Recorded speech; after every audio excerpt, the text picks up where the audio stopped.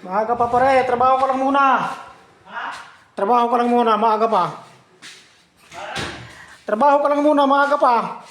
Wala na, nilipit ko na gamit ko eh.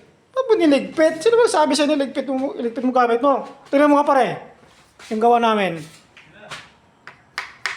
pala. Yan daw, pantayan dito daw. Ito, palalagyan doon ng paring. Ang problema, malalim masyado. Dapat pinapalitadahan na lang yun. Pinahihirapan pa ako. Magkabit eh. Magparing ka, is wala kami ng paring yung dulo. Kaya yun yung problema eh. Ano nga, malalim masyado eh. Ewan ko pag dinublihan to, kung kaya. Ay ka po. Pag dinublihan, una, pag ganun muna siguro. Tapos itatayo ito. Anong mapalagay? Anong mapalagay? Sige. Kasi tinisting ko na nga eh. Ay, ito, pinutol mo na? Oo. Ay, Katawag. tinisting ko eh. Hindi naman puro parts. Bala na sila mic dyan. Ah. Kaya, pako mo ito rito. Yan.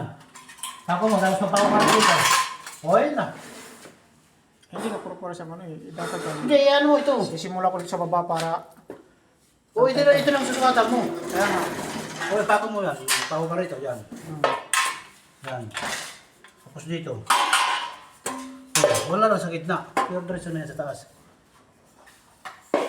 Yan lang. Eh, bukas na lang yan. Eh, alas 4 na eh. Eh, naligpit mo ng gamit mo eh. Bukas na lang yan. Bukas na yan. Sabi mo bukas na eh. Wala na ibang gamit yan. Ha? Yung gamit natin dito. Bukas na daw yan. Sos. Ang dumi na dito sa terrace oh. Ha? Marumi na ang terrace.